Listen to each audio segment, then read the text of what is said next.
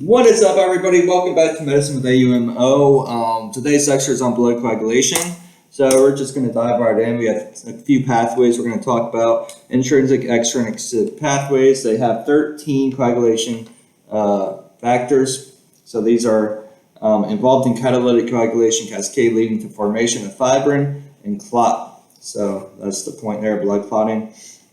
Extrinsic pathway is more simple. You have tissue factor, which is factor 3, and factor 7, factor 7A. An extrinsic pathway, you have in the intrinsic factor 12, factor 11, factor 9, and factor 8. And all those have an A with them.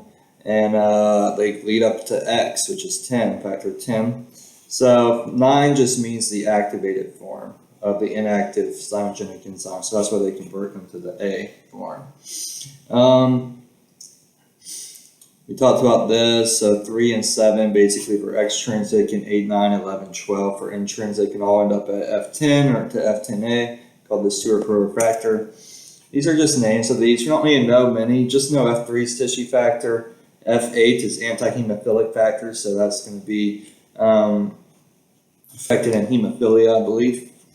It might be, we're going to get there, so we'll talk about it. F9, also Christmas factor, it's named after a 10-year-old who bled into the joint, and he had hemophilia B due to lack of F9. So this is lack of F8 then. So these two are hemophilia related.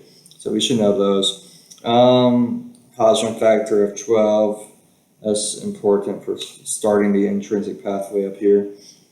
Stewart factor of 10. Factor V Leiden, we'll talk about that, which with F10, in the presence of FA, we can convert prothrombin to thrombin. Thrombin cleaves fibrinogen, makes fibrin, and that's about all we need to know. Fibrinogen is F1, fibrin is F1A, and fibrin stabilizing factor is F13. So factor 4 is calcium ion, and that plays a role in all 3 pathways, and factor 6 we don't care about. I don't even know what that is, but okay, so the extrinsic pathway is activated through tissue factor released by endothelial cells after external damage, while the intrinsic pathway is activated through exposed endothelial collagen. So this is like external damage, internal damage. I guess you could think of it that way, maybe. So you can start with a pathway. So if you have trauma, extravascular trauma, we'll go in extrinsic, and that'll be F7 to F7A.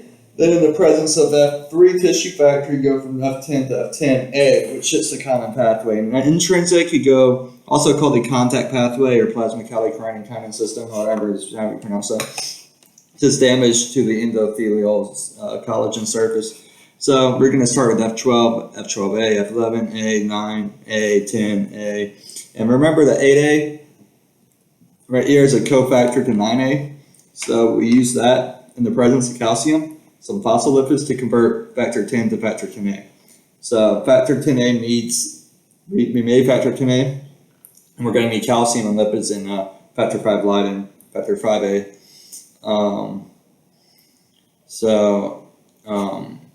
When you have 5A calcium and lipids, we can convert prothrombin to thrombin, F2 to F2A, and then thrombin will convert F1 fibrinogen to F1A, and then that's fibrin. So fibrinogen, fibrin, and then fibrin stabilizes will bind. F13 will bind to stabilize the clot. So vitamin K dependent factors. This is needed in synthesis of several proteins that mediate coagulation and anticoagulation. So low vitamin K increases your bleeding risk. So there's dependent factors, meaning they depend on vitamin K to be produced, including prothrombin, F2, F7, F9, F10, all important in coagulation. They need vitamin K, so get your green leafy vegetables. These are actually anticoagulation proteins C, S, and Z. Also rely on vitamin K, and then some other proteins in bone and matrix and ribosomal proteins. So they all need post-translational modification, which can't occur without the vitamin K. So that's why we need vitamin K. All right, so know the properties of serine protease. So proteases are responsible for proteolysis. They initiate protein catabolism breakdown via hydrolysis of peptide bonds between amino acids in a polypeptide chain. This is just a random picture I found. I have no clue what it is, but I just put it up here because like sometimes professors do that where they put up this photo that no one understands, including the professor probably, and they just like, it makes them look cool. So that's what this picture is all about. No clue what it is. But anyway, serine proteases are functional in coagulation cascade. So it's a class of proteases where a serine is in the active site. They belong to the chymotrypsin family, 245 amino acid residues. And this catalytic triad has 3 amino acids: serine, histidine, aspartic acid, right? Aspartic acid. What's the other word for that? Aspartate, histidine, serine for nucleophilic attack. So that's what sets these apart. Is this serine, histidine, aspartic acid catalytic triad. So that's in our active site, cleft. Structure of this thing, just 2 beta barrel domains connected through a central beta sheet. Serine serves as a nucleophile in the active site of the enzyme. And it plays a key role in the protease's ability to cleave proteins. Active site is in a crevice between its 2 domains. Active site immature and substrate binding pockets also immature. No clue what that means. But okay, protein C deficiency. This is just something. Protein C is a serine protease. And if it's deficient, there can be some problems. But remember, protein C is a vitamin K dependent factor. So yeah, if we don't have, this helps in anticoagulation. So if it's deficient, you'll have clotting, right? DVTs and stuff. Human protein C is vitamin K dependent. Plasma serine protease circulates blood as a zymogen, which can be activated by thrombin. And then it can regulate anticoagulation and some other things. But yeah, if it's deficient, you're going to have some problems here. So it's activated when it binds to thrombin, F2A. It's an anticoagulant. Deficiencies increase risk of clotting. And it prolytically inactivates proteins 5A and 8A. So that's how it's an anticoagulant. So these are coagulation factors. So this will inactivate these. So if this is deficient, you can't activate these, you'll have thrombosis, right? Increased risk of that. Factor 9, Christmas factor, is another serine protease. All right, so hemophilia and von Willebrand disease. So not enough blood clotting will result in bleeding disorder. So the most common disorder of primary hemostasis. So the most common disorder of primary blood clotting is von Willebrand disease. The most common disorder of secondary hemostasis is hemophilia A, which is F8 deficiency, and hemophilia B, which is that Christmas factor deficiency, F9. So just know the most common primary hemostasis disorder, von Willebrand disease. The most common secondary hemostasis disorder is hemophilia A and B. So hemophilia is worse. You see bleeding in the joint. Von Willebrand disease, nosebleeds. Hemophilia A and B, bleeding happens in the joint or in the brain or just internally bleeding. So you may need joint replacements. Primarily affects males because it's an X-linked recessive disorder. So that's the inheritance. So these genes associated with it are located on the X chromosome, and of course males have only 1 X chromosome. So if there's 1 altered copy of the gene in each cell, that's sufficient to cause the condition, while females have 2 X chromosomes, so they don't get this as much. Now, von Willebrand disease. Now this is more common and it's less deadly. It's caused by missing or defective von Willebrand factor, which is a clotting protein. So without this factor, you can have bleeding, right? Causes frequent nosebleeds, easy bruising, excessive bleeding during and after surgeries, tooth extractions. Women can have excessive hemorrhage after childbirth. This is the most common inherited bleeding disorder in the USA. 1% of people have it. Most common, not as severe as hemophilia. Remember, this is primary hemostasis disorder. And this occurs in both males and females because it's autosomal dominant. But this basically plays a role in primary hemostasis. It binds platelets, forms this adhesive bridge, contributes to fibrin clot formation. So we know primary hemostasis is interaction between the blood vessel, von Willebrand factor, and platelets in order to form initial platelet plug. Secondary hemostasis is a cascade of enzymatic reactions that ultimately results in the conversion of fibrinogen to fibrin monomers, as we discussed in the intrinsic extrinsic common pathways.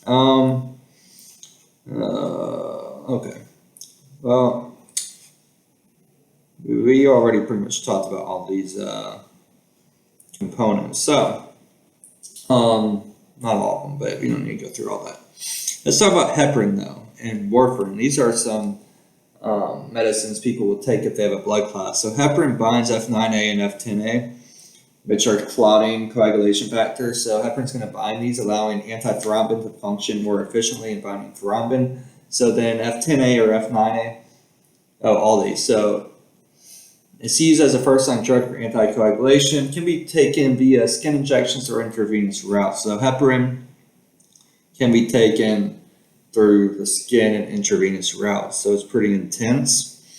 You need this if you have an intense clot, and it will bind F9A, it will bind F10A, and this allows antithrombin to function more efficiently in binding thrombin, F10A or F9A. So heparin actually binds to antithrombin, activates it, changes its conformation, and then antithrombin inactivates factor 10A. And then to inhibit thrombin, it must bind heparin. So heparin and thrombin will bind and inhibits thrombin, which is again important in blood clot formation. So we're limiting blood clotting here. Monitoring this by the partial thromboplastin time, activated partial thromboplastin time, which is the measurement of blood clotting time following the intrinsic common pathway. Because the intrinsic pathway deals with 10A and 9A, remember? So that's why I use the APTT. Here it is, APTT, intrinsic common pathway 9 and 10. 10 is common pathway, but 9 is right here. So that's heparin is affecting your intrinsic pathway. Now, what infects the extrinsic pathway? This is for outpatient care, right? Warfarin, it inhibits the vitamin K dependent proteins, which are clotting factors 7, 3. Wait, why do I have 2? I have F2, F7, F9. Yeah, that's right, it's F2, not F3. F2, F7, F9, F10, and protein C, S, and Z. These are anti-clotting, but it's inhibited to a lesser degree, so it's not going to matter much. Don't eat leafy green vegetables if you're on warfarin because you don't want clots. Vitamin K leads to clots, right? Or, well, doesn't lead to clots, but vitamin K is important to produce these clotting factors. So if you're trying to inhibit vitamin K dependent proteins, then you don't need to be eating a lot of vitamin K when you're on warfarin. If you're not on warfarin, vitamin K could be good for you. So anyways, or blood thinners in general. Well, I guess just warfarin, because this doesn't affect the vitamin K dependent proteins, except F9 is one. But, yeah. Also not a blood thinner as it does not affect blood viscosity. It's taken orally, monitored with the prothrombin time, INR. So this is extrinsic and common pathway. Even though F9 is in here, which is intrinsic pathway, but you have F7, F2 is a common pathway, F10 is common pathway. But mostly this just has this F7, which is a differentiator. This has F10, F9, which is just intrinsic pathway. So here's some drugs. I mean, you know, you have direct factor 10A inhibitors, and then you have direct thrombin inhibitors. We're not really going to talk about that. But we can see 10A and we can see thrombin. These are also drugs that are anticoagulants. So we can use these tests here, right, to evaluate clotting. So prothrombin time, as we said, evaluates the extrinsic and common clotting pathway. So F1, F2, F5, all common pathway. F7, that's the extrinsic pathway. F10 is that common pathway where everything ends up at. Normally, prothrombin time is about 11 to 15 seconds for normal, indicates normal amount of clotting factors. It's usually is normal in hemophilia because hemophilia is F8, F9 deficiency. I thought it was F9, F10 deficiency. No, that's what heparin deals with, F9, F10. Okay, so hemophilia is F8, F9 deficiency. And it monitors warfarin.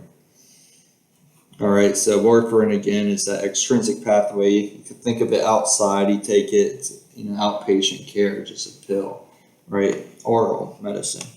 The activated partial thromboplastin time evaluates the intrinsic and common clotting pathway proteins. So F1, F2, F5, all and F10 are all part of the common clotting pathway, and F8, F9, F11, F12 are part of the intrinsic. So this is a longer normal range, 32 to 37 seconds. That's a typo. So it's a longer clotting time with hemophilia A or B due to lack of F8, F9. So if you have hemophilia, this is going to be normal. But if you have hemophilia here, you have a decrease of these clotting factors, so your blood won't clot as fast, so you'll have a longer clotting time. And it monitors heparin use, which again, heparin is going to affect F9, F10. So, and lastly, factor V Leiden. This is a variant of human factor V, which helps blood to clot. So mutation increases blood clotting. Says it's the most common inherited thrombophilia disorder involving a single point mutation in the factor V gene. So yeah, this is a clotting protein, and if it's mutated, then it leads to increased clotting, and it's the most common inherited clotting disorder, factor V Leiden. And chances increase birth control, and is 1 in 20 Caucasians, 1 in 100 African Americans have this disorder, factor V Leiden. Now, prothrombin mutation. This is going to be our second most common inherited thrombophilia disorder. So, prothrombin related. And this contains some mutation binding to adenine, connected with increased risk of thrombosis, and higher levels of prothrombin leading to thrombin formation. So, just know factor V Leiden, most common clotting disorder, and prothrombin mutation is the second most common inherited clotting disorder. And then DVTs, we know this, car rides, plane flights, blood moves too thoroughly through veins, you get deep venous thrombosis. Here's some risk factors that can lead to it. Venous thrombosis, when blood moves too slowly through veins, it can form a clot, can travel to the lungs, pulmonary embolism. And we already said all this. You can see these valves through our veins here, and the blood can clot and get stuck and then pass through, break off, go to the lungs. And that's the end of this video. We're just, whatever, y'all go hit the subscribe button. Thanks for watching. Stick around, and yeah, blood coagulation, pretty fun stuff. We're out.